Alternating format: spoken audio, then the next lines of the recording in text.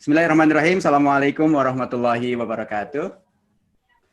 Innal hamdalillah nahmaduhu wa nasta'inuhu wa nastaghfiruh wa na'udzu billahi min shururi anfusina wa min sayyiati a'malina may yahdihillahu fala mudhillalah wa may yudlil falan tajida lahu waliyyan mursyida. Asyhadu an la ilaha illallah wahdahu la syarikalah wa asyhadu anna Muhammadan abduhu wa rasuluhu la nabiyya ba'da amma ba'd. Bapak-bapak, ibu-ibu, para dosen ini ya, pesertanya ya. Alhamdulillah pada pagi hari ini kita bisa silaturahim. Izinkan saya untuk sharing. Nah, ini saya paling gredek ini kalau harus sharing dengan Bapak Ibu dosen. Yang sehari-hari memang sharing ilmunya kepada para mahasiswa dan tentu kepada masyarakat luas. Saya dikasih tugas oleh Pak Andri untuk memaparkan aspek syariah di pasar modal. Karena ini sifatnya TOT, saya biasanya menyiapkan untuk setengah hari atau 1 hari presentasi nih Pak Andri. Tapi karena waktu kita nggak banyak, saya tetap membuat materi untuk yang lengkap, meskipun saya akan sampaikan secara singkat. Harapannya materi ini bisa menjadi bahan buat ibu bapak sekalian dalam mengajar atau dalam training yang Bapak Ibu lakukan. Saya hanya akan menjelaskan, mungkin mulai di sharing screen-nya ya.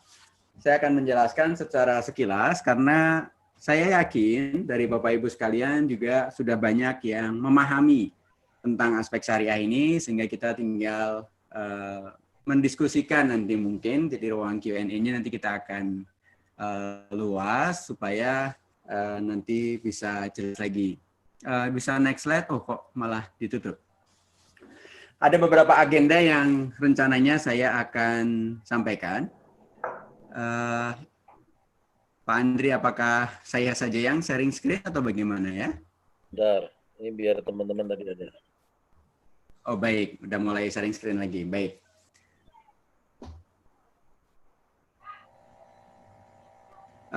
Agenda yang pertama adalah saya akan bahas tentang aspek syariah, pemahaman tentang fikih dan seterusnya. Kemudian mulai masuk ke aspek syariah saham, lalu aspek syariah sukuk dan aspek syariah reksadana. Dan mungkin kita nanti bisa juga diskusi ke aspek syariah dari instrumen ataupun efek syariah lainnya. Misalkan seperti EBA ataupun EBA syariah atau KIK EBA gitu ya, ataupun aspek syariah dari instrumen efek syariah lainnya. Saya belum terima nih, belum bisa kelihatan nih yang di-sharing oleh panitia IAI. Apakah? Ya Ustadz, ini aku dapat informasi dari host katanya lagi ada jaringan, kayaknya Ustadz aja dia yang sharing. Baik ya. Mungkin kan? Atau kalau nggak saya? Atau saya bantu sharing, Pak? Apakah screen saya sudah kelihatan, Pak Andri? Kelihatan jelas. Baik.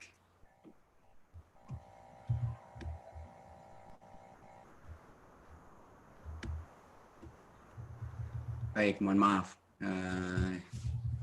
Saya akan dari awal. Ini tadi pas lagi review.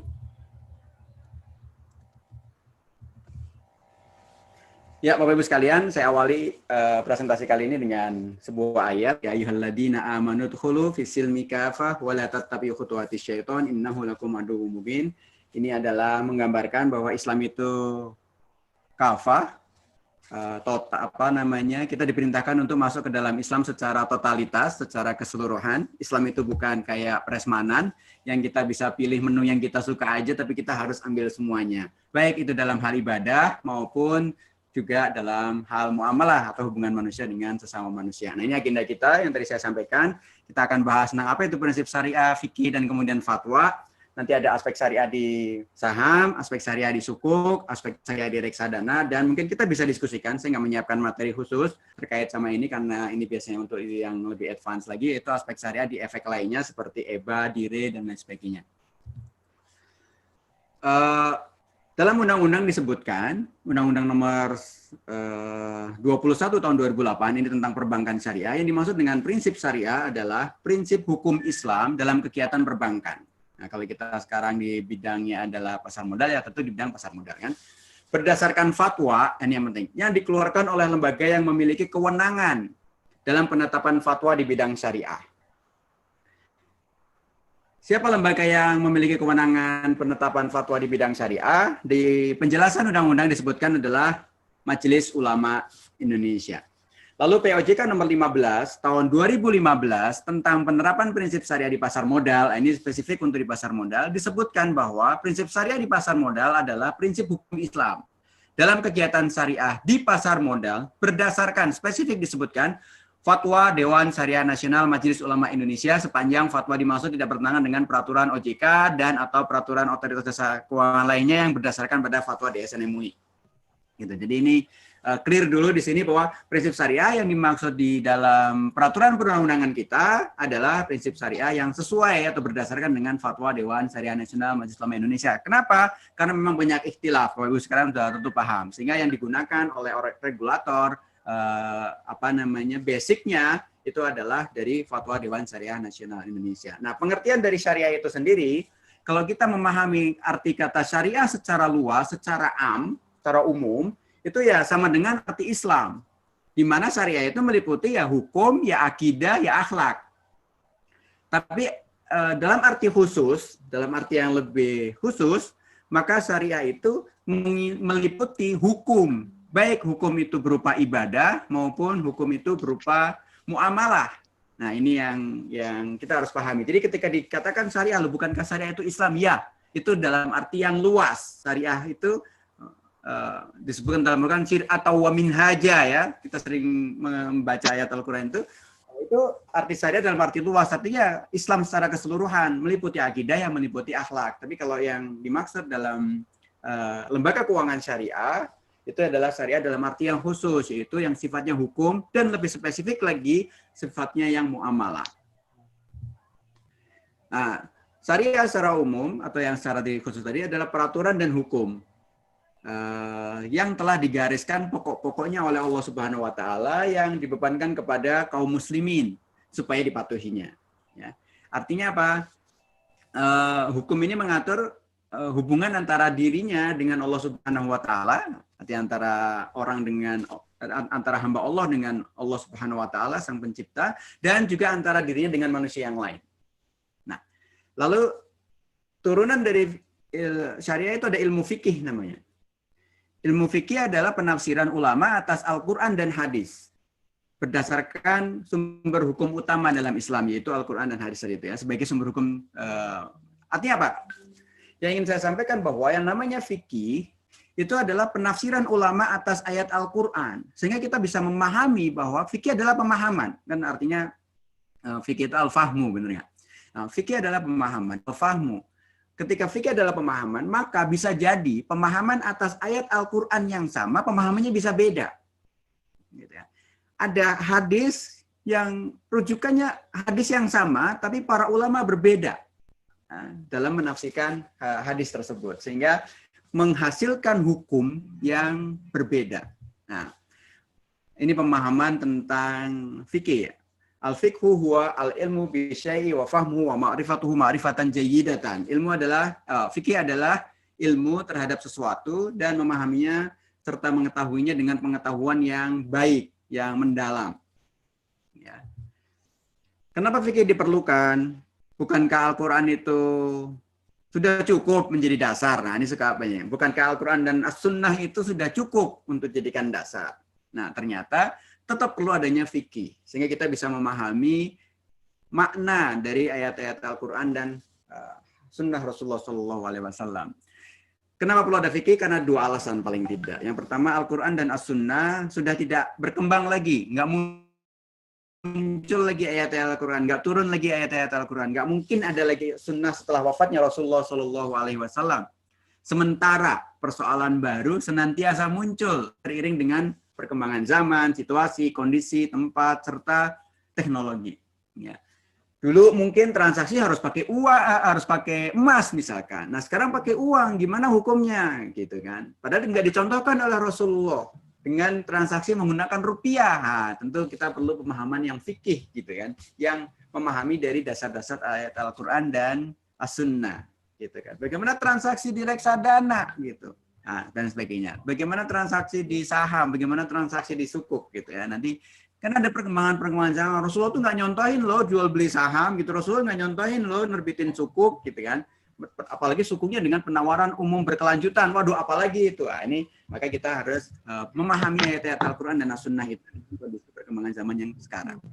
Alasan yang kedua adalah tidak semua ayat Al-Quran dan As-Sunnah itu dipahami dengan jelas.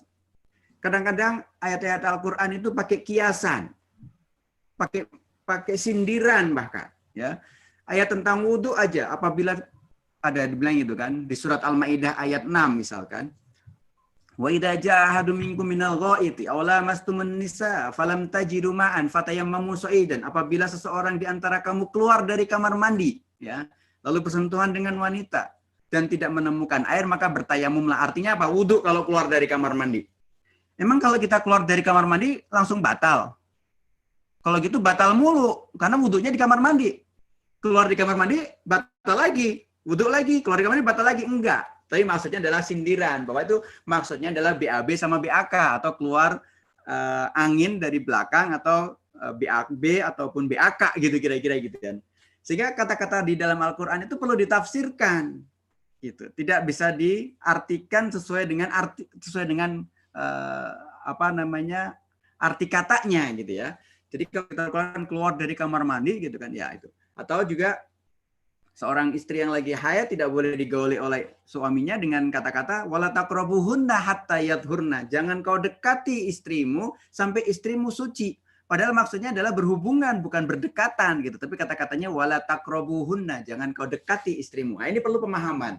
Perlu pemahaman itu adalah adanya di ilmu fikih. Meskipun terjadi kadang-kadang perbedaan pemahaman. Nah, kalau perbedaan pemahaman itu adalah rahmat, sehingga umat memiliki pilihan untuk menentukan mana yang akan dipilihnya. Gitu. Nah, lalu diturunkan lagi dalam fatwa. Nah, fatwa itu apa sih? Fatwa itu sebetulnya adalah jawaban atau penjelasan atas hukum yang dimintakan oleh penanya atau mustafti. Gitu ya. Jadi, kalau ada fatwa itu biasanya diawali dengan pertanyaan. Nah, jadi fatwa adalah ketentuan hukum syariah dalam suatu persoalan sebagai jawaban atas pertanyaan. Nah, perlu diperhatikan di sini sebagai jawaban atas pertanyaan. Majelis Ulama Indonesia memiliki komisi fatwa, menetapkan fatwa-fatwa berkaitan dengan ibadah dan muamalah yang sifatnya sosial keagamaan.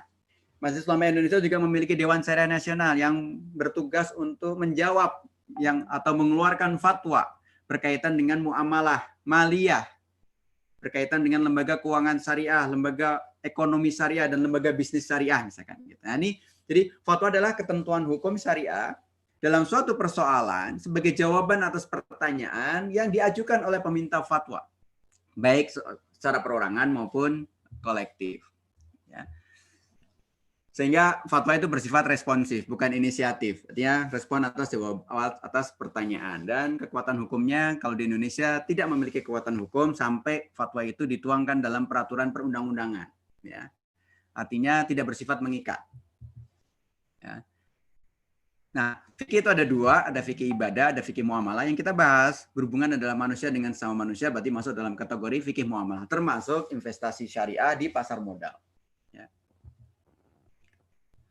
Teman-teman sekalian, Bapak Ibu sekalian, para dosen yang saya hormati, hukum dasar ketika ibadah, Bapak Ibu sudah pasti hafal sekali ini. Hukum dasar dalam hal ibadah adalah hukum dasarnya terlarang atau haram kecuali ada dalil yang memerintahkan. Kalau itu sifatnya ubudiyah, sifatnya ibadah. Artinya tidak boleh mengadakan, tidak boleh kreatif, inovatif dalam hal ibadah. Tapi dalam hal muamalah hukum dasarnya adalah boleh. Sampai ada dalil yang mengharamkannya. Karena dalam muamalah ini hukum dasarnya adalah boleh, ya, maka ya semuanya boleh kecuali yang diharamkan. Maka yang harus kita pelajari adalah apa yang diharamkan, apa yang dilarang. Nah, itulah kenapa kita ada mempelajari apa itu riba, apa itu gharar, apa itu maisir, ya, apa itu tadlis, apa itu ghis, segala macam itu adalah transaksi-transaksi yang dilarang. Tujuannya adalah untuk supaya kita bisa menghindari transaksi kita mengandung unsur-unsur yang terlarang. Begitu terbebas dari unsur-unsur yang terlarang artinya boleh, karena muamalah pada dasarnya boleh. Sehingga tidak relevan lagi ketika ditanyakan, ketika ngomongnya adalah bab muamalah, apakah dicontohkan oleh Rasulullah? Nggak relevan lagi. Karena pada dasarnya boleh kecuali yang dilarang. Nah, pertanyaan yang relevan adalah apakah ada larangan? Apakah dilarang oleh Rasulullah? Apakah dilarang oleh hadis? Apakah dilarang oleh ayat-ayat Al-Quran? Ketika tidak dilarang, maka menjadi boleh. Nah, menariknya dalam sebuah tafsir yang menjelaskan tentang halal haramnya transaksi, yaitu tentang aklul mal bil batil, yaitu memakan harta manusia dengan cara yang batil, disebutkan bahwa yang dimaksud dengan memakan harta manusia atau yang terlarang itu, yaitu batil, itu ada 3 klaster, ada 3 kategori. Yang pertama adalah kategorinya logika. Tanpa ada ayat Al-Quran pun, tanpa ada hadis pun, kalau secara logika itu orang udah tahu. Secara logika orang udah tahu bahwa transaksi itu dilarang. Contoh mencuri, ya, menggosok, mengambil haknya orang lain. Itu nggak usah pakai dalil-dalil, juga manusia yang waras, yang sehat itu tahu. Korupsi itu udah tahu jelas. Secara logika itu terlarang. Itu klaster yang pertama. Klaster yang kedua adalah terlarangnya atau diharamkannya itu karena adanya nas Al-Quran dan hadis. Ya, bukan karena logika manusia. Meskipun seringkali logika manusia mengatakan boleh-boleh aja atau sah-sah saja, tapi karena ada ayat Al-Quran yang menyatakan itu haram, maka haramlah hukumnya. Contoh, judi. Logika manusia, jangan ngomongin norma agama dulu. Logika manusia mengatakan bahwa yang judi kan dia sendiri. Duitnya duit dia sendiri juga. Dia sendiri udah tahu risikonya bahwa dia bisa untung, bisa juga duitnya habis, hilang. Gitu kan. Ya sah-sah saja dong secara logika gitu. Tetapi ada ayat Al-Quran yang mengatakan bahwa judi itu haram. Maka keharaman judi bukan karena logika, tapi karena nas. Demikian pula riba. Orang mungkin akan merasa bahwa ya sah-sah saja dong orang meminjamkan uang sehingga opportunity untuk menggunakan uang itu hilang. Sehingga ada cost yang harus dibayarkan oleh peminjam kepada pemberi pinjaman atas biaya pemanfaatan uang tersebut. Logika bisa begitu, tapi nas Al-Quran menyatakan wa halallahul bai'a wa harramar riba. Allah halalkan jual beli dan Allah haramkan riba. Jadi keharaman ribanya bukan karena logika manusia, tapi karena adanya nas Al-Quran. Ada juga transaksi-transaksi yang secara nas tidak dijelaskan secara detail. Ya, seperti transaksi-transaksi misalkan tadi cornering lah, misalkan ada transaksi-transaksi yang insider trading lah, short selling lah. Nas Al-Quran nggak ada tuh short selling, bener nggak? Margin trading lah, nggak ada tuh nas Al-Quran yang membahas tentang itu. Tetapi ada klaster yang ketiga, yaitu yang menurut fatwa ulama, ijtihad ulama, bahwa itu termasuk transaksi yang dilarang. Nah, inilah klaster yang ketiga dari apa yang dilarang itu. Kita perlu mempelajari apa itu yang dilarang. Di antaranya tadi Pak, riba, mesir, goror, tadlis, dan ihtikar. Kita harus pelajari satu-satu. Jangan sampai kita gagal paham di sini sehingga kita terjerumus untuk nih perhatiin, menghalalkan yang haram atau mengharamkan yang halal. Ini bahaya juga. Ada hadis yang berbunyi wal muslimuna ala syurutihim illa syarton harramal halala au ahallal harama. Sesama muslim itu terikat pada kesepakatannya, perjanjiannya atau syarat dan ketentuan yang dia sepakatin, itu dia terikat. Seperti saya sudah sepakat dengan OJK untuk menghadiri webinar pada TOT pagi hari ini. Maka hadirnya saya di webinar ini hukumnya adalah wajib secara syar'i. Kenapa? Karena kita bersepakat dan kesepakatan itu adalah tidak mengharamkan yang halal dan tidak menghalalkan yang haram. Dengan memahami itu maka jangan dikit-dikit Bapak Ibu dosen sekalian, jangan sedikit-sedikit mengatakan ini haram, ini haram, ini haram tanpa tahu dalil yang mendasarinya. Ya, karena hukum dasarnya apa? Boleh, kecuali yang diharamkan. Sehingga jangan mudah mengharamkan. Karena mudah mengharamkan itu juga ditegur oleh ayat Al-Quran. Lima tuharrimu ma halallahu lak. Rasulullah itu pernah ditegur ketika dia mengharamkan sesuatu yang halal gitu kan. Kenapa kamu mengharamkan sesuatu yang Allah halalkan gitu. Apalagi kita jangan mudah untuk mengharamkan. Karena hadis tadi juga illa syartan harrama halalan gitu. Jadi disebutkan pertama, jangan sampai kamu itu membuat persyaratan yang mengharamkan yang halal dan juga tidak menghalalkan yang haram. Jadi menghalalkan yang haram dan mengharamkan yang halal itu hukumnya sama. Baik, nanti juga Anda bisa baca ini, haram itu ada yang lidzatihi, ada yang lighairihi. Haram itu karena memang substansinya seperti daging babi misalkan gitu ya, minuman keras itu haram karena substansinya, karena barangnya itu sendiri. Juga ada haram yang karena perbuatan, karena unsur-unsur lain yang menjadi faktor ikutan sehingga dia haram. Misalkan uang yang diambil dari transaksi judi, uangnya sendiri, rupiahnya sendiri, fisik uangnya sendiri, hukumnya mubah, boleh-boleh aja. Tapi transaksinya yang dapatnya dengan berjudi itu tadi, maka hukumnya adalah haram. Jadi keharamannya bukan karena uang fisiknya, bukan karena zatnya, tapi karena fisiknya. Dalam menghukumi halal dan haram, ada kaidah fikih yang dijadikan dasar oleh para mufti, yaitu al-hukmu ala syai'i farhun an tasawwurihi. Hukum terhadap sesuatu itu adalah cabang dari pemahaman kita terhadap hukum. Sehingga mempelajari apa itu saham, apa itu reksadana, apa itu sukuk menjadi sangat penting. Sehingga kita ketika kita membuat hukumnya, maka kita bisa tepat membuat hukum itu seperti apa. Sebentar.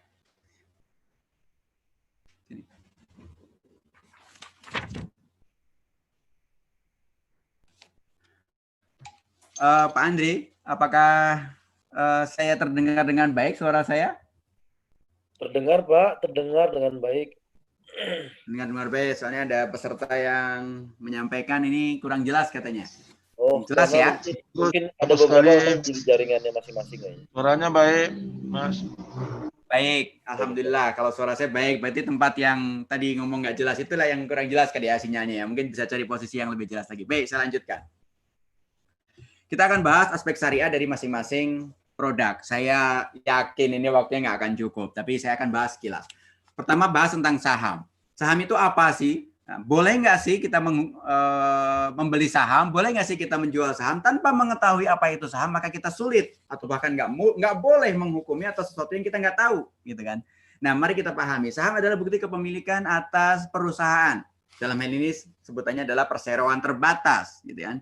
Yang bas kepemilikan tidak dapat dipastikan atau hissa asyai'ah dan bernilai sama, mutasawiyatul qimah, ya. Jadi dalam bahasa fikih sering disebut dengan suyu. Seperti saya memiliki rumah bareng sama adik saya misalkan, karena kita dapat warisan yang sama, maka rumah itu menjadi milik bersama.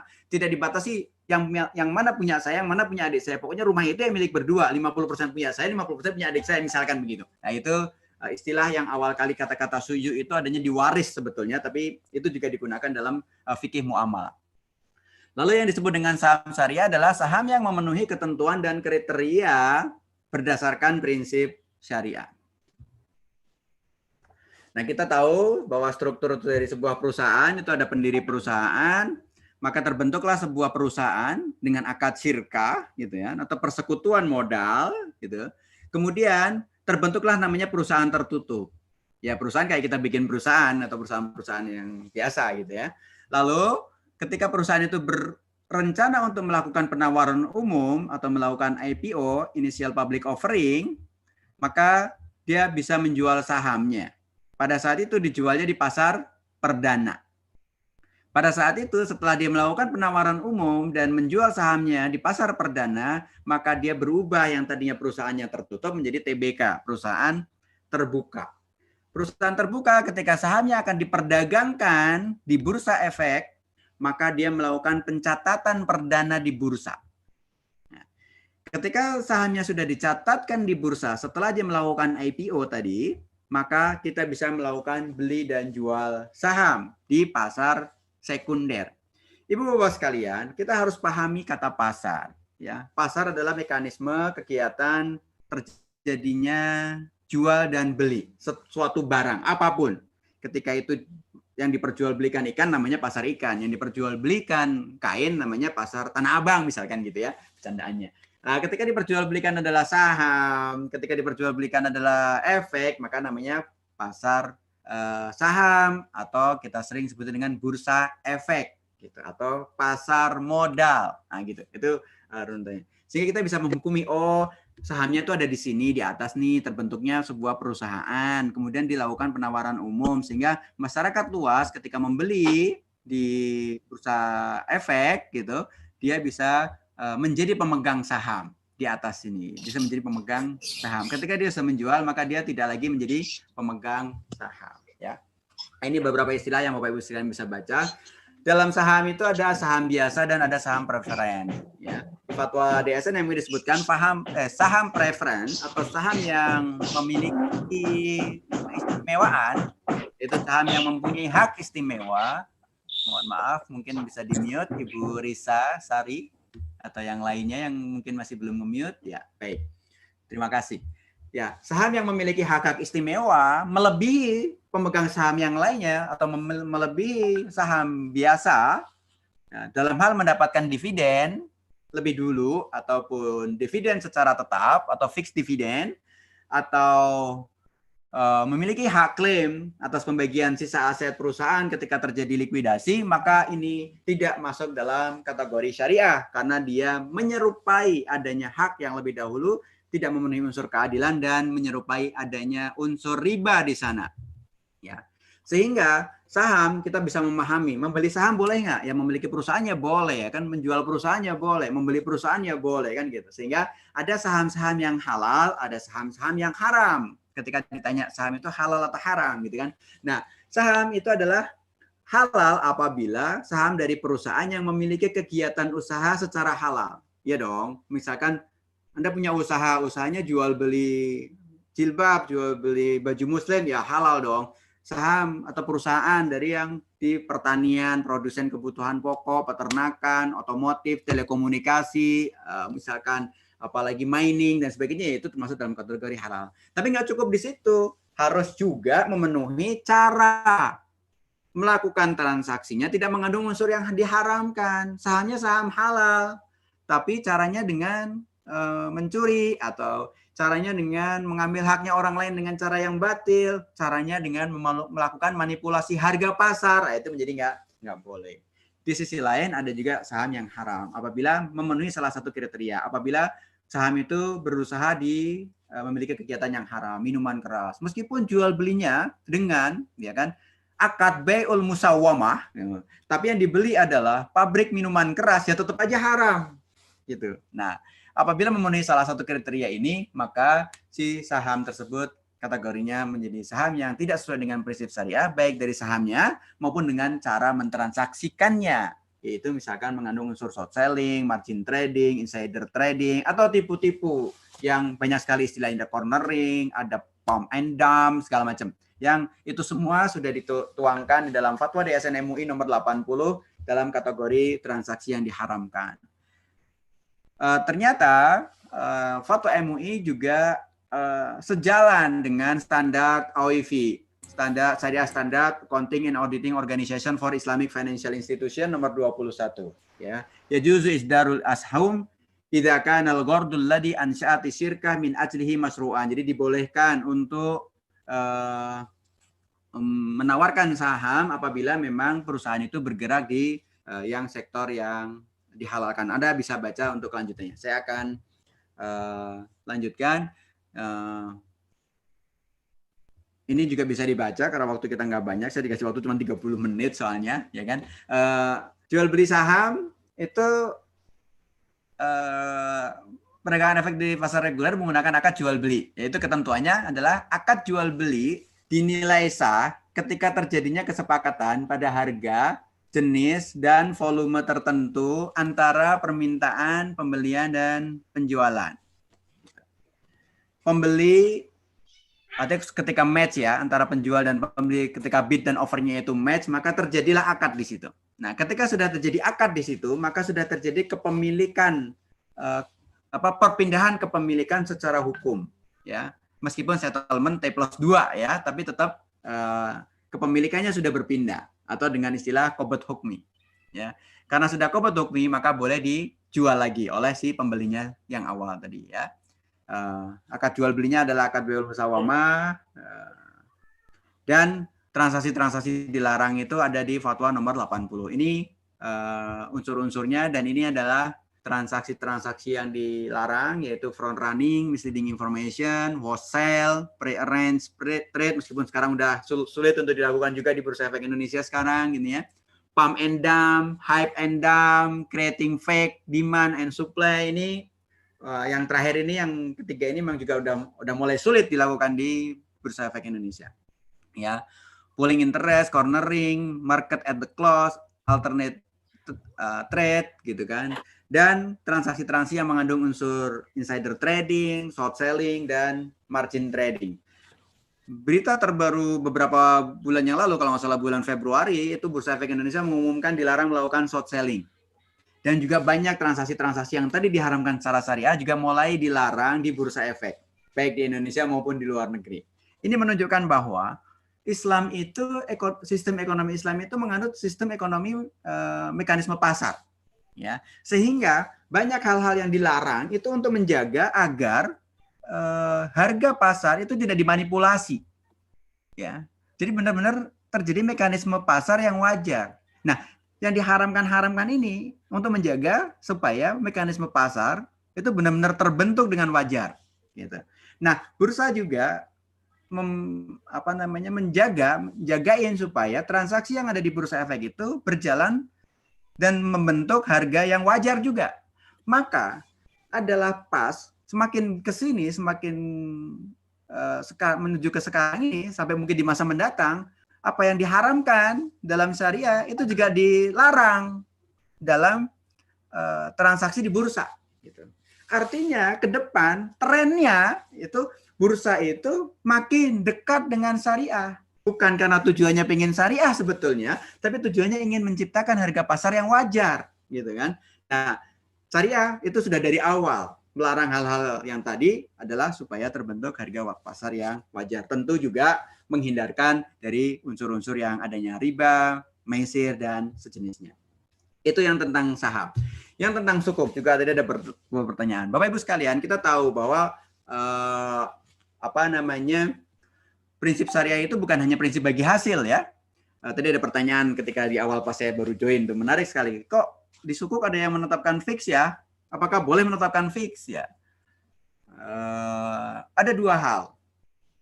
Yang pertama adalah kita harus pahami bahwa transaksi syariah itu ada yang sifatnya uncertain, yaitu yang akadnya mudharabah dan musyarakah dan turunan-turunannya. Dan ada yang harus certain, harus pasti, yaitu akad-akad yang berbasis jual beli dan akad-akad berbasis sewa atau ijaroh. Nah, ketika akadnya ijaroh, apapun itu produknya, termasuk sukuk, maka harus pasti. Ketika akad ijaroh dan jual beli juga misalkan, ya, murabahah dalam perbankan syariah atau murabahah di lembaga keuangan syariah lainnya, itu harus pasti harga jualnya berapa. Ketika sesuatu hal yang harus pasti, ujrohnya berapa dalam ijaroh, termasuk dalam sukuk ijaroh, itu harus jelas itunya berapa. Kalau dibikin nggak jelas, malah justru terjadi goror. Ya, ketidakpastian. Karena hukum dalam jual beli ya harus jelas harganya berapa. Hukum dalam sewa menyewa ya ongkos sewanya berapa harus jelas di awal. Kalau itu dibikin nggak jelas, maka terjadi goror. Tapi ketika terjadi akad sukuknya adalah mudharabah, maka harus bagi hasil. Ketika berbasis akad mudharabah yang harusnya bagi hasil dibikin fix, nah, ini jangan sampai mengatakan bahwa ini supaya nggak goror dibikin fix, itu malah salah. Karena secara nature yang namanya mudharabah dan musyarakah itu harus berbasis bagi hasil, berbasis kinerja yang bagi hasilnya nominalnya harus mengikuti kinerja dari project atau daripada kegiatan investasi yang dibiayai dari sukuk tersebut, gitu. Jangan dibolak-balik nih. Ketika ngomongin sukuk mudharabah supaya nggak goror dibikin fix, keliru. Itu jadi jatuhnya riba, gitu ya. Sementara ketika ngomongin ijaroh, sukuk ijaroh jatuhnya wah ini kan harusnya bagi hasil. Loh, ijaroh kan harusnya fix. Nah, ini ngomongnya salah memahami dalam tentang goror, sehingga kita harus paham itu. Ya, nah sukuk itu adalah bukti kepemilikan atau secara bahasa bisa diartikan juga sertifikat, gitu. Arti katanya dari kata sok, jamaknya sukuk, gitu kan. Kalau Anda mendengar sekuritisasi atau dalam bahasa Arab juga disebutkan dengan taskik gitu ya. Itu mengubah dari yang tadinya berupa aset menjadi aset keuangan atau bisa menjadi aset yang memiliki sifatnya paper gitu. Bukan paper berarti kertas ya, bersertifikat yang berarti surat berharga gitu ya. Sukuk adalah efek syariah berupa sertifikat atau bukti kepemilikan yang bernilai sama dan mewakili bagian yang tidak terpisahkan atau tidak terbagi suyu itu tadi ya, atas aset yang mendasarinya. Nah, aset yang mendasarinya juga harus sesuai dengan prinsip syariah dan tidak melanggar prinsip-prinsip yang diharamkan. Sukuk harus memenuhi 3 proses. Yang pertama adalah sukuk itu bisa disebut sukuk ketika dana dari investor sudah masuk kepada emiten. Ya. Sudah terjadi penutupan pemesanan. Iqfalu babul iktitab kalau di bahasanya AOIV. Ya. Artinya sudah tutup pemesanan, sudah kelar itu. Ya. Dan yang ketiga adalah mulai penggunaan dana sesuai dengan peruntukannya. Ini disebut dengan sukuk. Begitu sukuk sudah memenuhi ketiga ini, maka dia disebut sukuk. Dan memang kalau memang sukuk itu tradable, maka bisa dilakukan jual beli di pasar sekunder atas sukuk tersebut. Di Indonesia meskipun kemungkinan sukuk itu akadnya banyak, tapi saat ini di Indonesia baru ada mudorobah, mudorobah, ijaroh, dan wakalah. Ini skemanya yang mungkin Bapak Ibu bisa pelajari dari skema ini yang mudorobah, nanti ada bagi hasil di sini. Hampir semua lembaga keuangan syariah ketika menerbitkan sukuk menggunakan akad mudorobah ini. Meskipun ada juga perusahaan yang bukan lembaga keuangan yang menerbitkan sukuk dengan akad mudorobah karena dia berbagi hasil atas sebuah kegiatan usahanya dia. Ijaroh hampir tidak ada suatu lembaga keuangan syariah menggunakan sukuk ijaroh ini karena rata-rata asetnya lembaga keuangan adalah aset pembiayaan bukan aset fisik sehingga sulit untuk dilakukan akad ijaroh. Ini salah satu skema sukuk ijaroh itu banyak sekali. Ada beberapa skema. OJK juga telah menerbitkan himpunan skema sukuk. Bapak Ibu sekalian harus pelajari supaya bisa memahami sukuk secara secara menyeluruh gitu. Dan juga akad wakalah ini yang terbaru, yang baru ada satu emiten yang menerbitkan sukuk wakalah ini yang artinya mengkuasakan kepada emiten untuk menginvestasikan dananya investor biasanya kepada anak perusahaannya. Nah, ini juga ada perbedaan antara sukuk dan obligasi. Dalam sukuk itu ada tim ahli syariah dan dewan pengawas syariah. Ketika ketika emiten perseroan yang menerbitkan sukuk itu bukan lembaga keuangan syariah atau bukan perusahaan emiten syariah yang tidak memiliki dewan pengawas syariah, maka penerbitan sukuk itu harus didampingi oleh tim ahli syariah yang di-hire secara ad hoc. Sementara apabila lembaga keuangan itu atau emiten itu yang menerbitkan sukuk memiliki dewan pengawas syariah, bisa menggunakan dewan pengawas syariah yang ada maupun dia menggunakan tim ahli syariah yang dia hire secara ad hoc dalam rangka penerbitan sukuk tersebut. Itu tentang sukuk. Tentang reksadana. Udah melebihi waktunya nih Pak Andri. Saya lanjutkan atau mau langsung tanya jawab Pak Andri? Karena mungkin reksadana juga udah dibahas ya kemarin ya. Monggo, saya serahkan ke Pak Andri. Tapi nggak apa-apa Ustadz. Karena apa materi yang disampaikan Ustadz memang ini penting dan ini banyak dibahas dalam pertanyaan TOT ataupun di sosmed. Maka memang dari awal kita udah memperkirakan Ustadz, makanya kita mulai 30 menit lebih awal. Jadi nggak apa-apa Ustadz, selesaikan saja sekitar mungkin 10 menit sampai 15 menit bisa kali ya Tat ya? Baik, bisa banget insya Allah. Siap. Baik. Sekarang kita bahas tentang aspek syariah di reksadana syariah.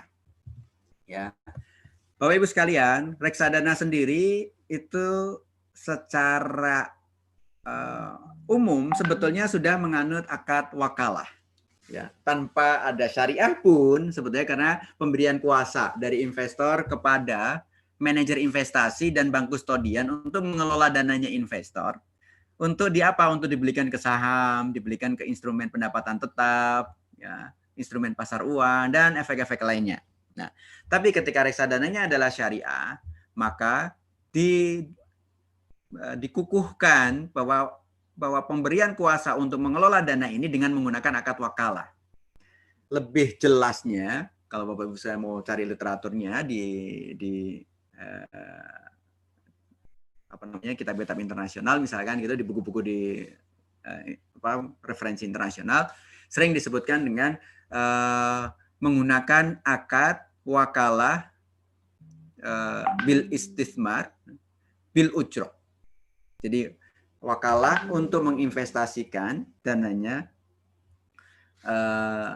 Dananya siapa? Dananya mewakil atau dalam hal ini investor, dikuasakan untuk diinvestasikan, wakalah bil istismar dan bil ujroh. Kenapa bil ujroh? Karena si manajer investasi dan bank kustodian itu mendapatkan fee atas pengelolaan dana tersebut.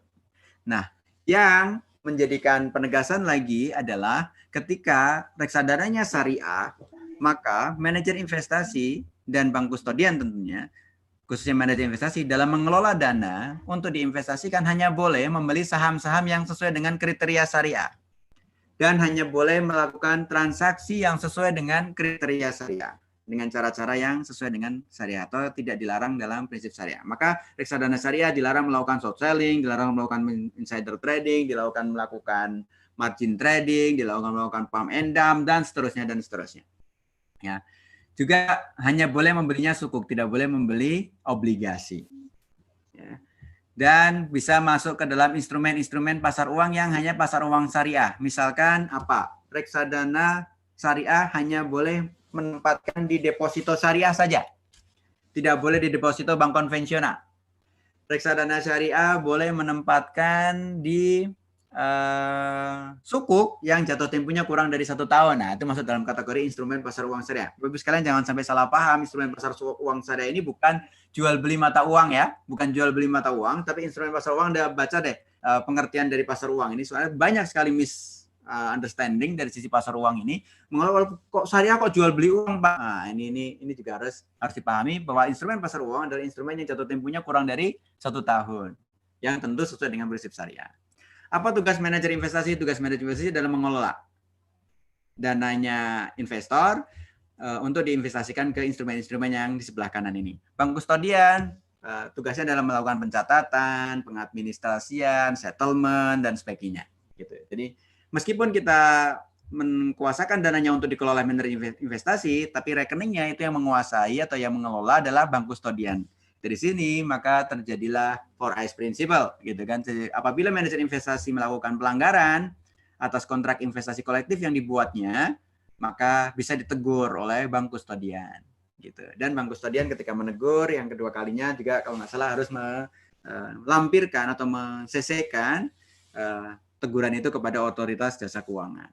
Sehingga ketahuan tuh apabila manajer investasi melakukan pengelolaan dana tidak sesuai dengan KIK-nya, kontrak investasi kolektifnya. Nah, ini yang secara syariah. Akadnya apa? Wakalah bil ujro atau wakalah bil istismar bil ujro, ya. Wakalah bil ujro ini si manajer investasi akan dapat fee dari mana? Dari dana yang terkumpul dari miliknya investor, ya. Dibelikan instrumen sukuk, saham, deposito, dan instrumen-instrumen lainnya sesuai dengan jenis reksadananya, ya. Ini pengertian tentang reksadana dan reksadana syariah. Nah, jenis reksadana syariah itu ada 10, lebih banyak daripada jenis reksadana konvensional. Ya. Meskipun yang populer ada 4 lah ya. Reksadana pasar uang, reksadana pendapatan tetap, reksadana saham, reksadana campuran yang isinya bisa ada sahamnya, bisa ada sukuknya, bisa ada depositonya gitu kan. Kalau reksadana saham minimum 80% harus diinvestasikan di saham, 20%-nya bisa di-keep di cash atau di instrumen yang lain atau untuk jaga-jaga likuiditas gitu ya.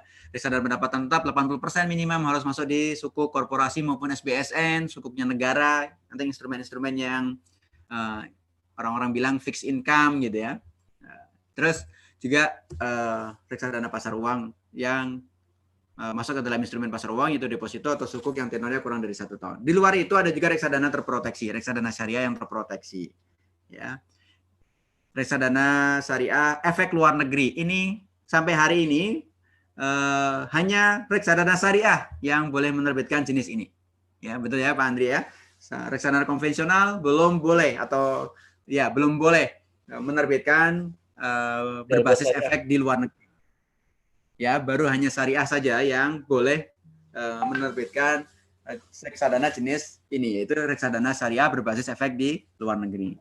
Dan juga ada reksadana sukuk, reksadana syariah sukuk. Nah, ini juga termasuk yang ini. Ada reksadana syariah indeks, kalau ini ada di syariah maupun di konvensional. Dan juga ada reksadana syariah kontrak investasi kolektif yang unit penyertaannya diperdagangkan di bursa atau ETF, Exchange Trade Fund. gitu ya, yang syariah gitu ya. Dan juga ada reksadana syariah penyertaan terbatas. Bapak Ibu sekalian, satu hal yang ingin saya juga sampaikan, secara praktek orang sering mengungkapkan dengan istilah saya membeli reksadana atau pembelian reksadana. Ya. Akad yang digunakan apa? Padahal kita tadi sadari atau pahami bahwa akad yang digunakan dalam reksadana antara manajer investasi dengan investor atau manajer investasi dan bank kustodian dengan investor adalah akadnya wakalah. Tapi kenapa sering orang mengatakannya bahwa membeli reksadana? Ibu Bapak sekalian, dalam syariah dikenal dengan al-ibratu bil ma'ani, bil maqasid wal ma'ani, la bil mabani wal alfaz. Jadi yang dimaksud, yang dianggap itu adalah substansinya, bukan pada perkataannya. Seperti misalkan Bapak Ibu sekalian datang ke warung kopi, kemudian Bapak Ibu mengatakan bahwa Mbak minta kopi panas 1, misalnya gitu. Meskipun Anda mengatakan minta, tapi konteksnya karena di warung itu artinya beli. Ya benar nggak? Paham maksud saya? Jadi meskipun ngomongnya minta, tapi konteks di situ adalah beli. Jadi akadnya ya baik, meskipun secara lafaz Anda mengatakannya minta. Demikian pula dalam reksadana, meskipun Anda melafazkannya membeli reksadana, pada dasarnya itu adalah wakalah. Gitu. Sehingga kalau istilah yang tepat, sebenarnya istilah bahasa Inggris itu lebih tepat, subscription. Atau dalam bahasa resminya disebutkan dengan penyertaan. Nah ini lebih tepat. Jadi ketika Anda membeli reksadana atau subscribe di reksadana, itu Anda menyertakan uang Anda masuk ke dalam wadah yang namanya reksadana tersebut.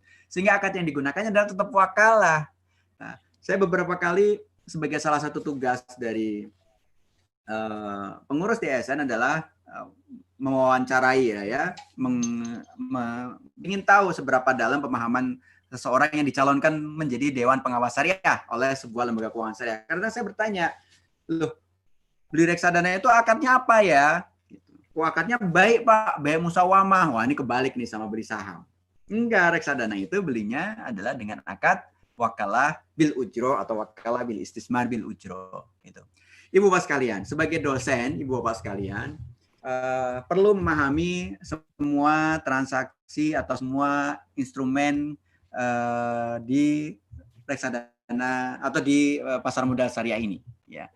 Cara yang paling cepat untuk mempelajari, tentu dengan belajar, ikut webinar dan ikut training segala macam, cara yang mudah juga adalah dengan mulai berinvestasi. Sehingga saya sangat merekomendasikan Ibu Bapak sekalian, para dosen itu membeli saham. Sekarang membeli saham dengan nominal 100.000 juga udah bisa. Tapi ya Bapak Ibu belinya 1 juta lah minimal. Atau 10 juta lah supaya bisa merasakan bagaimana aura membeli dan menjual atau trading itu seperti apa. Misalkan gitu ya. Juga membeli reksadana. Sehingga Bapak Ibu bisa mendapatkan laporan konfirmasi pembelian reksadana.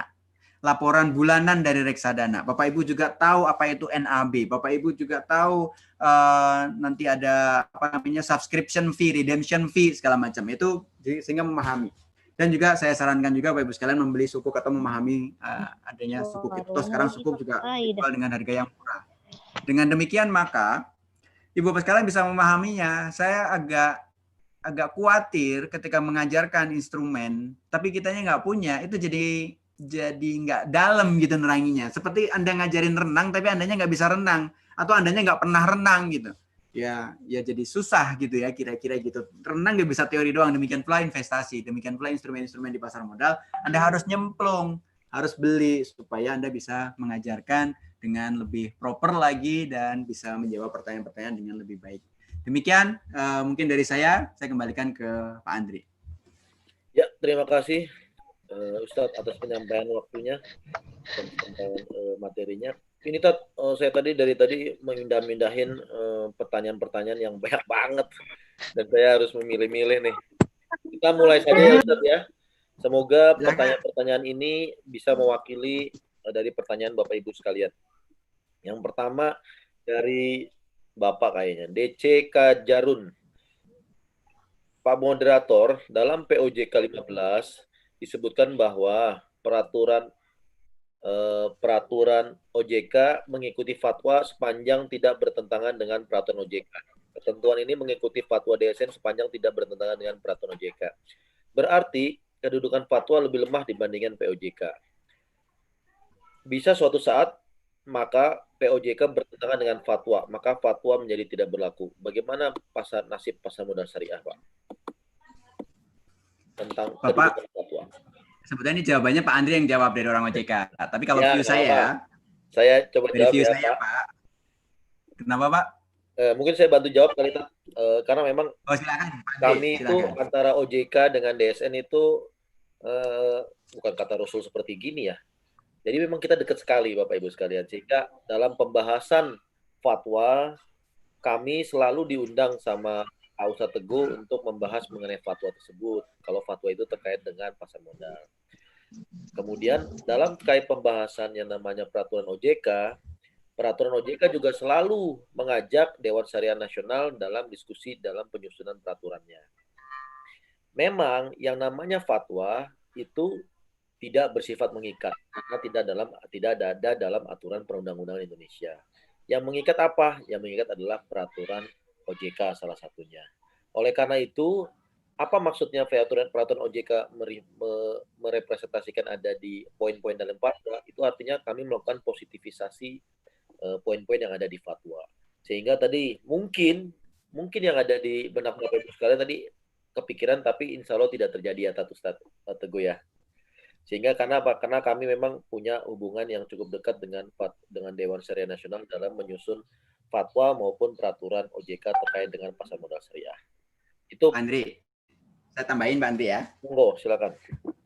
Pak, mohon baca POJK-nya secara lengkap, Pak. Ya, prinsip syariah di pasar modal, Pak DC ya tadi yang nanyain ya. Ya.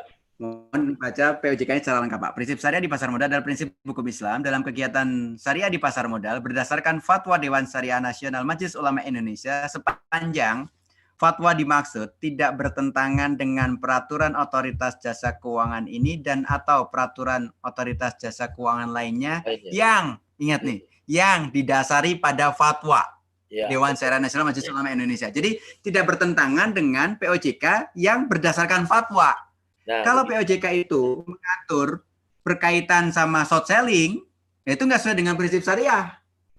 Misalkan mengatur margin trading adalah begini, meskipun POJK-nya bertentangan dengan fatwa, ya itu bukan POJK yang dimaksud yang bisa membatasi itu tadi. Nah, tapi ada banyak hal yang di fatwa itu bunyinya boleh, dapat, misalkan gitu ya. Bukan tidak boleh gitu. Di fatwa dikatakan boleh, tapi POJK mengatakan tidak boleh, Pak. Boleh. Maka yang kita ikuti adalah yang tidak boleh. Gitu. Karena maksudnya gini, boleh itu bukan wajib artinya ya. Boleh itu bukan wajib. Ya, gitu. Jadi akan ada pengenaan apa, ada apa. Oh, secara syariah boleh-boleh aja, tapi karena ada unsur prudentiality, ada unsur apa, maka OJK melarang yang dibolehkan secara fatwa itu. Ya itu sah-sah aja. Kan hukmul hakim yarfa'ul khilaf ya. Jadi yang kita gunakan adalah hukum dari si hakim itu. Dalam hal ini adalah pemerintah yang diwakili oleh jasa keuangan. Ya, insya Allah sudah jelas, Ustadz. Nah, selanjutnya pertanyaan dari Pak Hendra Gustomi. Izin pertama, bagaimana aturan mengenai pembersihan harta non halal, Tat? Mungkin dalam reksadana gitu-gitu ya, Tat. Ya, Bapak Ibu sekalian, bahwa kita memahami yang namanya perusahaan kan, ya, yang kita beli sahamnya itu pastikan perusahaan bergerak di sektor yang umum, kecuali memang perusahaan itu adalah perusahaan yang secara anggaran dasar menyatakan bahwa perusahaan sesuai dengan prinsip syariah. Tapi kalau perusahaan yang umum, perusahaan telekomunikasi, perusahaan di bidang mining, perusahaan di bidang peternakan dan sebagainya, itu kan dia pasti melakukan transaksi-transaksi seperti biasa. Termasuk pasti dia punya rekening, ini perusahaannya ya, pasti dia punya rekening di lembaga konvensional atau di bank konvensional lah sebutnya. Dia pasti punya rekening di bank biru deh, gitu, misalkan gitu kasarnya gitu. Rekening dia pasti dapat bunga nggak? Ya pasti. Dicatat nggak dalam laporan keuangan? Harus. Kalau nggak dicatat, ada sesuatu yang disembunyikan dong ya. Nah, maka dia mencantumkan dalam laporan keuangannya dan masuk ke dalam laba ruginya, masuk dalam pendapatan perusahaan. Nah, Dengan demikian, maka meskipun kita memiliki saham dari sebuah perusahaan, ada kemungkinan kita mendapatkan pendapatan yang dari pendapatan si perusahaan tersebut yang tidak sesuai dengan prinsip syariah. Tapi nominalnya sudah diminimalisir, ya. Dalam hal ini katakan maksimal 10% untuk yang berlaku saat ini di Indonesia. Bisa mungkin turun nggak? Mungkin aja. Itu tergantung nanti perkembangan situasinya. Artinya apa? Ketika kita menerima dividen atas saham yang kita beli, maka disarankan Pak untuk dilakukan cleansing, dikeluarkan dari harta kekayaan kita, bukan disedekahkan, karena sedekah itu harus dari yang toyib, benar nggak? Kita ngeluarin ini bukan dalam rangka cari pahala ini, tapi dalam rangka membersihkan harta kita dari unsur yang diharamkan, maka kita keluarkan. Nah, bagaimana mengeluarkannya? Anda bisa membaca fatwa nomor 123 tentang penggunaan dana yang tidak boleh diakui sebagai pendapatan oleh lembaga keuangan syariah. Nah, dalam hal reksadana membeli saham dan kemudian saham itu menghasilkan dividen, maka ada nominal yang nanti dikeluarkan oleh si manajer investasi. Tapi tidak semua. Kadang ada yang mengeluarkan, ada yang enggak. Sehingga kalau Anda menginvestasi di pasar modal, termasuk di pasar modal syariah, maka banyak-banyaklah meng-cleansing. Maksimal 10% dari kira-kira dividennya lah. Atau returnnya berapa, itu Anda keluarkan lah. Kira-kira maksimal 10%-nya untuk saat ini di Indonesia. Jadi dari dividen jangan diambil semua, Pak. Sebagiannya dikeluarkan. Supaya apa? Harta yang kita terima itu terlepas dari unsur-unsur yang haram. Gitu, Pak Andre. Oke, selanjutnya Tat, dari Ibu Sutarti, bagaimana dividen ketika berinvestasi di saham syariah yang masuk JII? Karena perusahaan-perusahaan yang masuk JII bukan perusahaan yang menjalankan perusahaannya berdasarkan prinsip syariah. Sehingga contohnya adalah di dalamnya ada pendapatan bunga. Dan beberapa perusahaannya pun masuk dalam LQ45. Sehingga modal yang masuk dari investor berdasarkan mekanisme saham syariah akan bercampur dengan investor yang bertransaksi dengan pasar modal konvensional. Bagaimana menurut pandangan syariahnya? Ya, tadi sudah saya jelaskan ya untuk masalah pendapatan. Jadi pendapatannya tidak menjadi halal juga kalau memang ada unsur yang diharamkan itu. Sehingga Anda bisa pisahkan dari pendapatan dividen maksimal 10%, udah pasti. Karena kita kalau ngitung sendiri berapa persennya, butuh effort yang sangat berat. Gitu ya. Tapi kalau Anda mau cari ya boleh aja. Karena rata-rata sih pasti jauh di bawah 10% ya, Pak Andri ya. Karena yang melakukan screening kan OJK nih. Dalam rapat plenonya menghadirkan juga Dewan Syariah Nasional. Tapi yang melakukan screening, yang memiliki data pendapatan non halalnya berapa kan OJK. Nah, sehingga kalau kita harus cari tahu itu pasti akan berat sekali. Saran saya keluarkan 10% itu udah pasti lebih. Jadi tidak menjadikan itu menjadi halal gitu kan. Baik yang masuk JII maupun yang tidak masuk JII gitu ya. Nah, bahwa apakah kita memiliki perusahaan? Kan kita membeli saham berarti kita memiliki perusahaan. Apakah partner kita sesama pemegang saham itu harus muslim semua? Enggak. Kita mendirikan perusahaan, kemudian sama bareng-bareng sama teman kita, kebetulan teman kita non muslim, boleh nggak? Ya boleh, gitu kan. Nah, sepanjang memang usaha kita adalah usaha yang halal. Nah, kita bikin misalkan perusahaan startup untuk jual beli masker misalkan gitu. Ya boleh aja gitu. Kebetulan partner bisnis kita non muslim ya boleh aja sepanjang maskernya halal, nggak nipu gitu ya. Ngomongnya masker aman yang dengan 3 lapis ternyata cuma 2 lapis. Nah, itu nipu namanya. Nah, ini yang nggak bolehnya di situ. Jadi bukan karena agama orangnya, tapi ini. Nah, percampurnya antara pemegang saham yang syariah maupun pemegang saham yang konvensional nggak ada masalah. Yang penting si perusahaannya itu yang menjadi objek dari transaksi kita sesuai dengan kriteria syariah. Demikian, Bu. Ya, ada lagi Pak Muhammad Ziad. Ini banyak yang ditanyakan nih pertanyaannya Pak Muhammad. Assalamualaikum Ustadz, saya ingin bertanya. Pertama, apakah dibolehkan secara syariah transaksi harian, Pak? Day trading dan sebagainya. Beli pagi, jual sore, atau jual siang. Padahal kan settlement-nya T+2.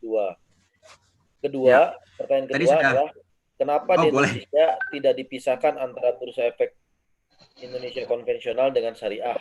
Seperti halnya bank konvensional dan bank syariah. Itu dong, nyalain di mana nyalain? Halo? Baik. Oke. Seperti halnya bank konvensional dan syariah dan dibuat terpisah sehingga masyarakat lebih yakin dalam berinvestasi di saham syariah. Ya, monggo Tat. Halo Ustadz Teguh. Halo Ustaz Teguh.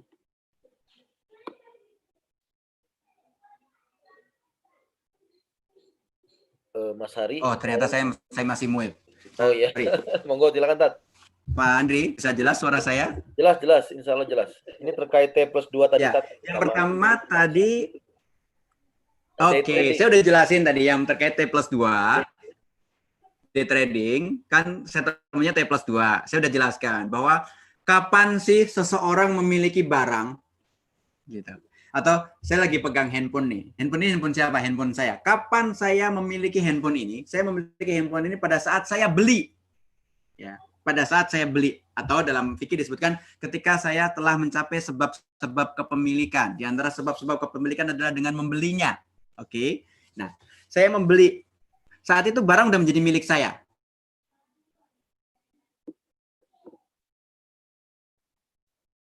Halo Tat.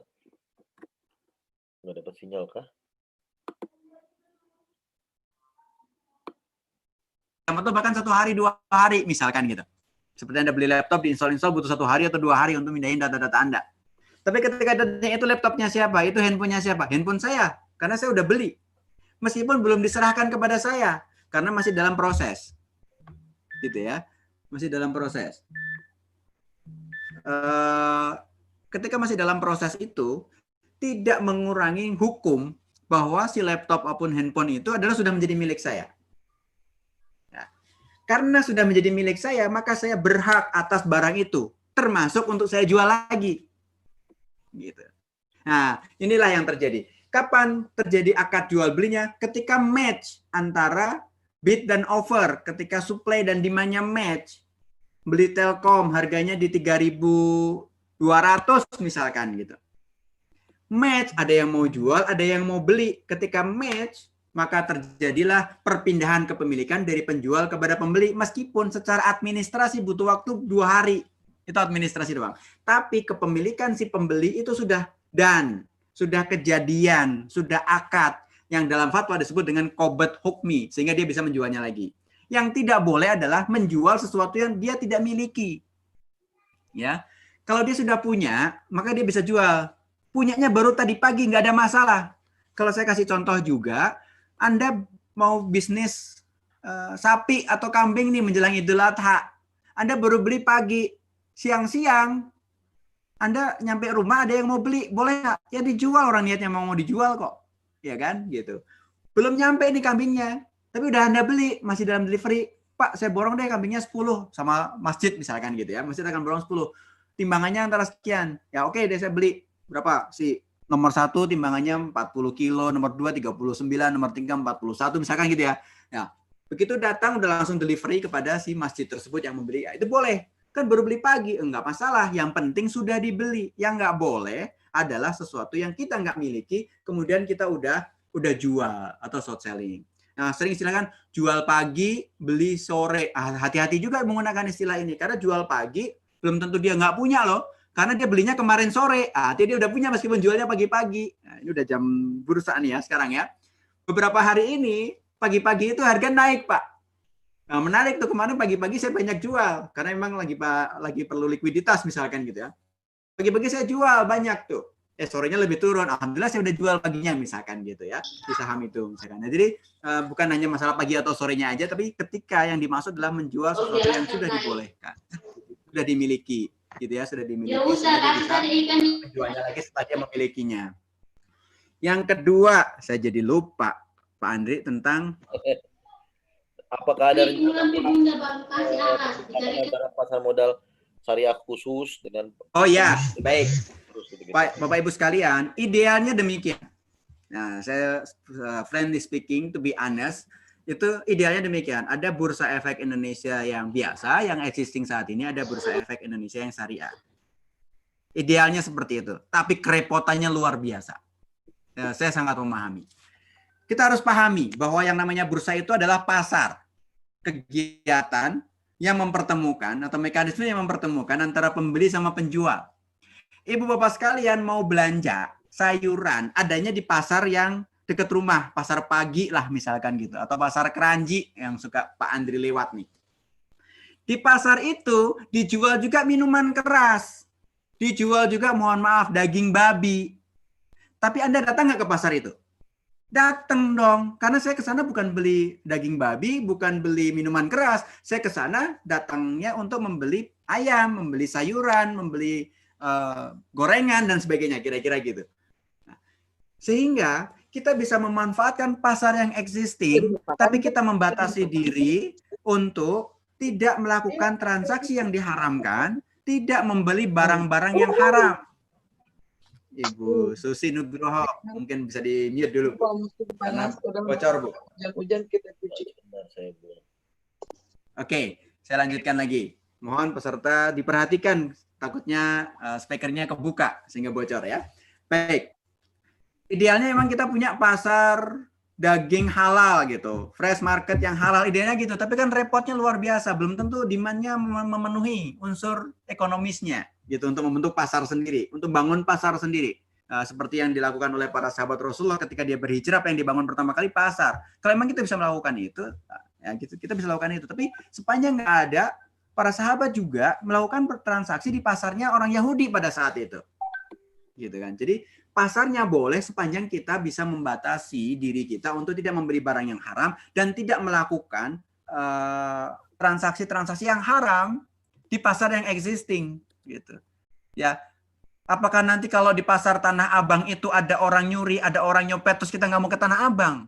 Yang penting ketika kita ke Tanah Abang, kita nggak ikutan nyopet, kita nggak ikutan nyuri, kita nggak ikutan nipu di sana gitu. Nah, ketika kita membeli saham di Bursa Efek Indonesia di mana itu ada pasar modal, kita nggak ikut goreng-gorengan saham, kita nggak ikut memanipulasi harga, kita nggak ikut pump and dump, kita nggak ikut pom-pom, kita nggak ikut insider trading, kita nggak main di margin trading itu. Nah, itu intinya. Sehingga menurut saya, hemat saya, kita bisa gunakan. Berbeda dengan perbankan syariah, karena perbankan syariah kan adalah lembaga keuangan ya, bukan di sisi pasarnya nih. Jual belinya dengan lembaga keuangan syariah. Sehingga yang diatur dalam OJK adalah reksadananya harus sesuai dengan prinsip syariah, kalau memang itu menamakan reksadana syariah. Gitu.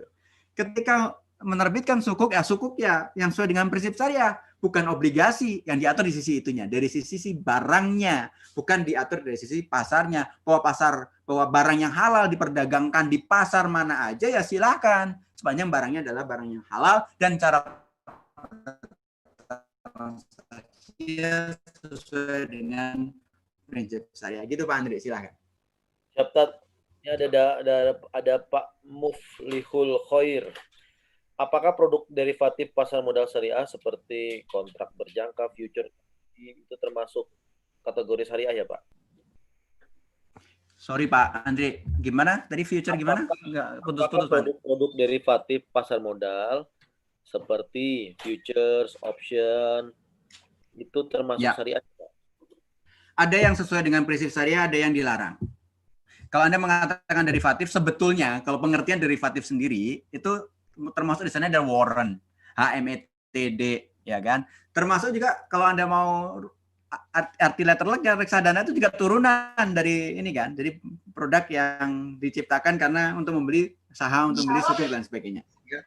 Sehingga harus ada perhatikan mana. Halo. Siapa nih? Raymond Dantes, mohon di mute. Sehingga Anda harus memperhatikan mana yang terlarang, mana yang dibolehkan. Tapi futures itu bukan produk pasar modal syariah, bukan produk pasar modal, itu bursa berjangka. Beda lagi. Kalau bursa berjangka memang saya melihatnya berat gitu. Artinya banyak sekali yang unsur tidak halalnya di sana. Itu persepsi saya ya. Bisa benar, bisa juga enggak, karena memang belum ada mekanisme yang berjalan saat ini bursa berjangka yang sesuai dengan prinsip syariah. Gitu Pak Andre. Ya Tat, ini ada pertanyaan lagi yang memang ini pertanyaan lagi Pak. Mohon dari Pak Muhammad Hafiz, ini mahasiswa di Aussie, kemudian Pak Mahmad Maharudin, ini kayaknya pertanyaannya mirip. Mohon penjelasannya Pak, apa dasar kriteria saham syariah yang menyatakan utang berbasis bunga tidak lebih dari 45% dan pendapatan non halal tidak lebih dari 10%? Apakah dasar pemberian toleransi tersebut? Dasarnya adalah kaidah fikih yang berbunyi lil aktsar hukmul kul, ya, atau al hukmul lil aglab, itu kaidah fikihnya, bahwa yang dominan itu dihukumin seperti semuanya, Itu yang untuk ini. Sehingga dilakukan tafriqul halal anil haram. Pemisahan yang halal dengan yang haram. Bahwa mendirikan perusahaan dengan modal itu kan boleh. Tapi ketika perusahaan itu melakukan transaksi utang piutang berbasis riba, nah itu yang nggak boleh.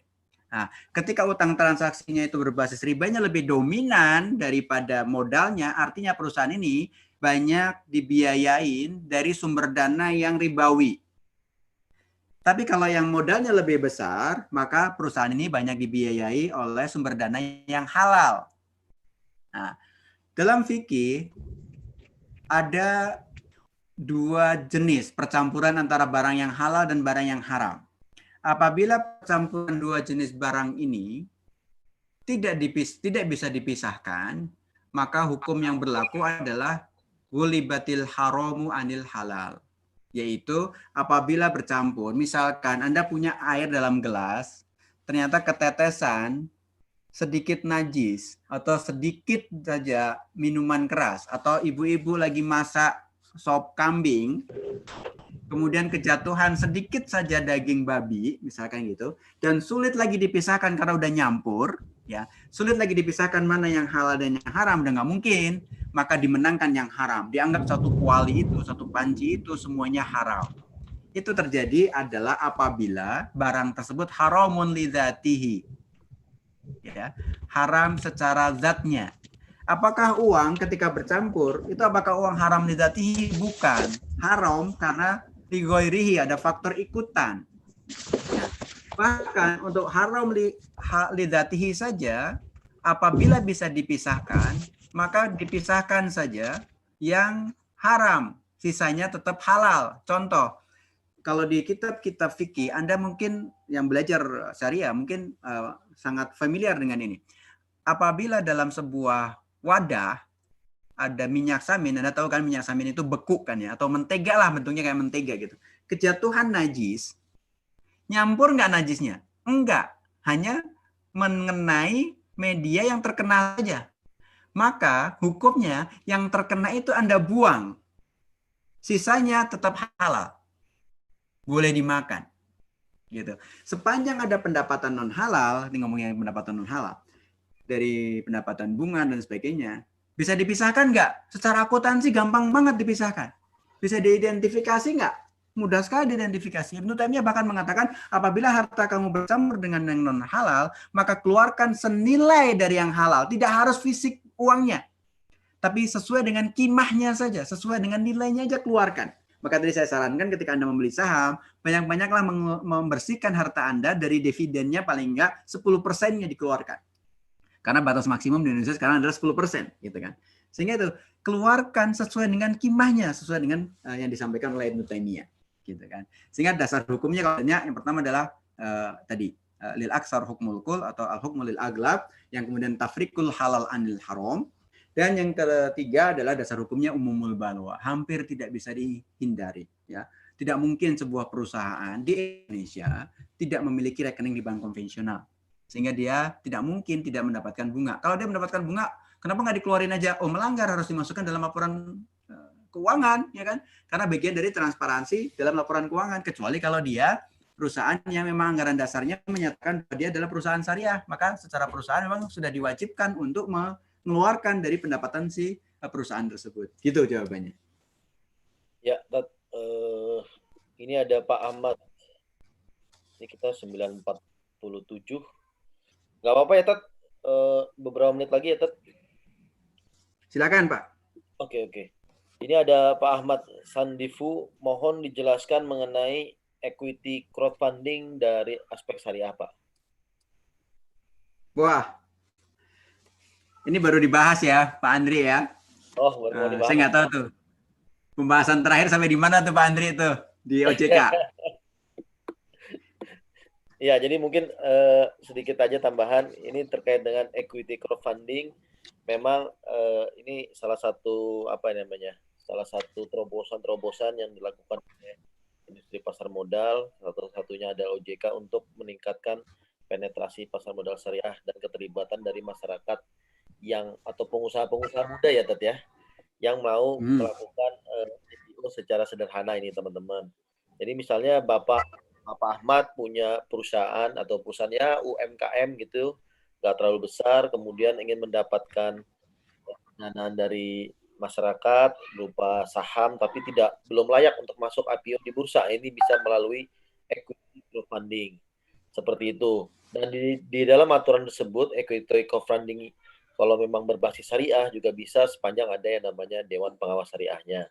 Itu memang yang di POJK yang berlaku saat ini. Tapi memang yang ini sedang kita bahas ya, Tat ya. Itu Ya, dulu. intinya sih kalau ditanya tentang aspek syariahnya ya tentu perusahaannya harus memenuhi kriteria-kriteria syariah. Ya, penghimpunan dananya juga tidak menjanjikan ada fixed dividend, jadi kayaknya masuk dalam saham preferen gitu kan, gitu. Ya. Sehingga harus itu benar-benar memenuhi fatwa nomor 40, nomor 80 misalkan. Ketika itu misalkan diperdagangkan, saya nggak tahu apakah nanti diperdagangkan apa enggak gitu kan. Tapi intinya fatwa nomor 40 lah paling enggak yang berkaitan dengan ini, dan juga core bisnisnya sesuai dengan prinsip syariah. Gitu Pak Andri. Ya, ini ada Pak Muhammad Alan. Izin bertanya, apabila ada saham syariah, Pak, dan kemudian saham dari perusahaan tersebut bisa dinyatakan gagal bayar terhadap utangnya, dan kemudian disuspend oleh bursa, dan kemudian tidak bisa diperjualbelikan atau nyangkut, nah mungkin Pak Muhammad Alan ini kategori korban nyangkutnya saham. Apa yang terjadi ya, Tat? Dari sisi syariah nih, Tat ini. Yang terjadi Anda sebagai pemegang saham. Ya. Ya, tetap Anda sebagai pemegang saham di perusahaan tersebut. Artinya apa? Ketika dia gagal bayar utang, berarti kan perusahaannya gagal bayar tuh. Ya, dan Anda nggak bisa menjual saham Anda, berarti Anda tetap menjadi pemegang saham dari perusahaan tersebut. Bahwa perusahaan Anda yang Anda miliki itu lagi melakukan gagal bayar, sehingga lagi dilakukan suspend oleh otoritas lah, katakan gitu ya, otoritas oleh bursa biasanya gitu. Nah, dengan demikian maka hukumnya tetap Anda sebagai pemegang saham di situ. Yang dimana yang selama ini Anda bisa jual kepada siapapun di pasar, kemudian pasarnya barang ini jangan dijual dulu di sini, maka Anda nggak bisa jual di pasar gitu ya, keep aja dulu sampai itu boleh dijual, Anda boleh lakukan jual. Jadi pahami sesuai dengan konteksnya. Baik, itu Pak Andri. Resikonya, karena setiap ada berinvestasi pasti ada resikonya. Kemudian ada pertanyaan dari Pak Eko Prabowo. Apa bedanya antara reksadana syariah dengan ETF syariah, Pak? Oke, reksadana syariah dan ETF syariah. ETF itu adalah salah satu jenis dari reksadana. Ya, hanya saja kalau reksadana biasa, selain yang ETF, kita subscription-nya ke manajer investasi melalui agen penjual reksadana.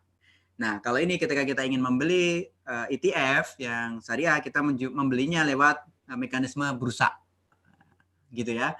Sehingga maka pembeli sama penjualnya ya sesuai dengan mekanisme yang ada di bursa, itu ada penjual, ada pembeli yang dengan harga yang disepakatin. Bisa saja tidak mencerminkan NAB yang dilaporkan, yang sesuai dengan aset yang dimiliki oleh si reksadana tersebut, tapi berdasarkan mekanisme pasar dari reksadana tersebut. Itu mungkin Pak Andri kalau mau tambahin silahkan. Ya, cukup Tat. Ini karena masih banyak pertanyaan, saya bingung juga milihnya nih. Dari Pak Iwan Riswandi, jika perusahaan bermodal campuran, maksudnya tuh jadi modal perusahaan ini katanya campuran, ada dia punya kredit juga syariah, ada konvensional juga. Apakah boleh launching sebagai saham syariah atau cukup modal syariah? Mungkin gini, Tat, perusahaan itu perusahaan umum, which is dia mungkin bisa punya utang dari bank konvensional, dia punya utang syariah. Ya. Apakah boleh perusahaan tersebut menerbitkan sukuk gitu, Pak? Kalau menerbitkan sukuk, tentu boleh. Bahkan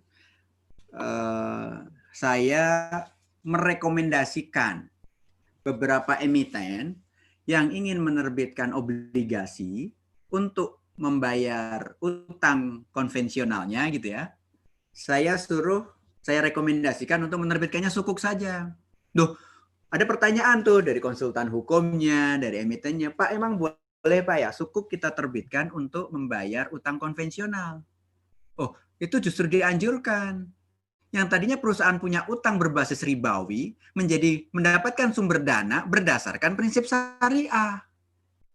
Gitu. Jadi mengalihkan. Sebagaimana Anda punya KPR konvensional, bolehkah Anda kemudian KPR syariah untuk rumah kedua, atau bahkan rumah KPR syariah, KPR konvensional Anda ubah, pindahkan ke bank syariah menjadi KPR syariah? Ya jelas boleh, kan jelas-jelas tuh uang dari KPR syariahnya untuk melunasin KPR yang existing, yang konvensionalnya, katakan gitu kan. Nah, ya ketika perusahaan ingin menerbitkan sukuk, meskipun perusahaannya itu sepanjang bergerak di bidang yang halal ya, jangan juga pabrik minuman keras nerbitin sukuk, ya nggak boleh, ya susah gitu kan, ya nggak. Sepanjang perusahaannya misalkan apa, perusahaan telekomunikasi, perusahaan apa, misalkan perkebunan misalkan gitu kan, selama ini dia banyaknya hanya menerbitkan obligasi saja, kreditnya juga di bank konvensional saja. Sekarang ingin nerbitin sukuk, oh kita dorong Pak, orang dia mau taubat kok, artinya paling nggak dia mau memberikan jalan supaya perusahaan bukan hanya secara konvensional saja transaksinya, juga pelan-pelan. Ini masanya masa kita lagi dakwah nih, kita lagi mendorong nih supaya perusahaan-perusahaan di Indonesia itu menggunakan transaksi paling nggak familiar dengan transaksi-transaksi syariah. Nah, sehingga apa? Boleh, ya boleh orang, bahkan orang konvensional, sebaik orang non muslim aja beli KPR syariah kan boleh, gitu kan, ya kan. Orang non muslim aja beli beli naruh deposito syariah boleh nggak? Ya boleh banget bahkan, gitu ya. Jadi termasuk juga ketika ada perusahaan yang umum yang dia juga punya utang yang konvensional. Ntar kalau orang punya utang KPR konvensional nggak boleh KPR ya, wow, ya, kasihan, nggak bisa tobat nanti, gitu ya. Gitu Pak Andri, silakan. Ya, Tat, ini sudah menit ke jamnya 9.55, dan kayaknya saya juga nggak mungkin lagi menambahkan pertanyaan kepada Ustadz, kasihan Ustadznya. Tapi ada satu pertanyaan terakhir nih, Tat. Ada bukan pertanyaan tapi request nih, Tat. Ada beberapa teman yang request, apakah boleh materi Ustadz Teguh ini dijadikan salah satu referensi dalam penulisan bukunya? Karena ini teman-teman di sini banyak yang dosen ya, Tat. Jadi rajin menulis buku. Mungkin tuh izin aja, Tat. Silakan. Boleh banget. Bahkan saya dari awal sudah saya sampaikan, saya bikin materinya memang cukup panjang gitu, sampai 50-an slide, karena memang dulu OJK kalau bikin TOT, saya ngajar tuh kadang setengah hari ya Pak Andri ya, bahkan kadang-kadang ada yang setengah hari, di hari pertama setengah hari, di hari kedua setengah hari, jadi kalau total bisa seharian gitu. Karena tapi nggak apa-apa, saya kali ini 1 jam, tapi materinya saya bikin yang lengkap supaya Bapak Ibu dosen ketika mengajar bisa juga memanfaatkan. Mohon maaf mungkin juga mau dikoreksi silahkan, saya nggak no hard feeling lah gitu, silahkan dimanfaatkan, harapannya semoga bermanfaat dan jadi sedekah jariah gitu kan, dipakai dibuat ngajar, buat nulis buku segala macam, meskipun saya nggak mampu bisa menulis buku sendiri, nggak mampu ngajar di banyak tempat misalkan gitu, pahalanya juga saya dapat sebagai sedekah jariah. Semoga bermanfaat gitu ya. Dan mungkin langsung pamitan kepada Bapak Ibu dosen sekalian yang saya hormati, Pak Andri, ada Budin tadi, ada teman-teman dari OJK, ada Bapak Ibu dosen, ada juga sahabat-sahabat saya lihat tadi ada juga yang hadir ya, yang ikut di webinar ini. Ini sedikit sharing dari saya. Apabila ada yang kurang pas, kurang tepat, mohon dimaafkan, mohon dikoreksi juga. Apabila bermanfaat, ya semoga ini bisa menjadi sedekah jariah kita semua. Terima kasih. Assalamualaikum warahmatullahi wabarakatuh.